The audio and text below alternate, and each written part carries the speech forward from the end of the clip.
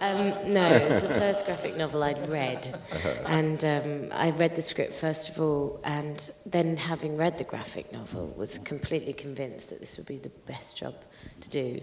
It was just a gift to have all of that there, you know, all of that initial character development that you do on a role was already expertly done. And, you know, and so many, especially with this film, everyone, you know, it's very much about the appearance, and so, and then what lies underneath. So all of that stuff was taken care of, the way people dress, you know, the particular things like that. So I found it, I was very grateful to have that there. There was so much brilliant source material, and then you kind of have to make it come alive, and that's your job. Right, right.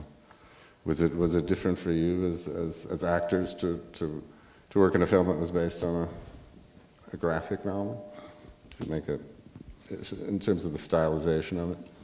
I didn't really think about it as a graphic novel. I took it as I didn't know what it was, or and I had never read it before. So I looked at it as a script as a whole, and the characters seemed to come to life, and I loved the part that I was possibly playing, and I ignored completely when I read the graphic novel how he was portrayed in it. Because I didn't really. I spoke with Stephen about how we wanted this person to look and come across, and actually it was rather grey, as drummers often are, I think. They're the kind of hidden guy behind the drum kit that don't necessarily want to be the showman, so I think it was more exciting to make something much more colourful and almost a caricature, and develop something with a very distinctive look.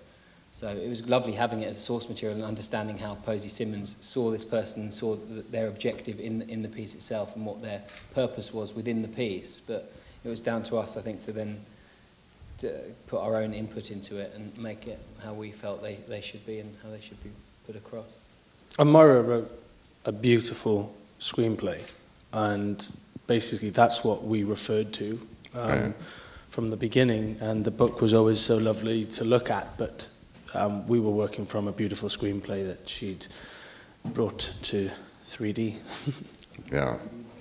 I mean, the tones, Stephen, are very, I mean, particularly in the last part of the movie, you're juggling radically different tones, and, you know, the audience is laughing the hardest when people are getting murdered. Do you mean you laughed? Americans.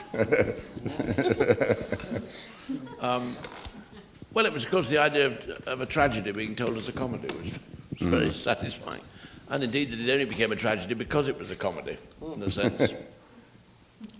I thought that was what was so sort of brilliant about it, really. It was all the wrong way around. Yeah. Posey says that she nicked the kind of principal characters from Half the Madding Crowd and sort of then massacred them.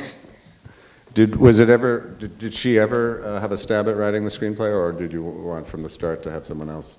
I wasn't. You weren't around. involved in that. The script was written in. I mean, I didn't exist when the script was written, so that whatever struggles took place, which I don't think were very considerable. I don't think Posey wanted to write it for a minute. But what they were, you know, whether there were fights, I don't know. I just read a script. Thought, oh, this is great. What else do you do?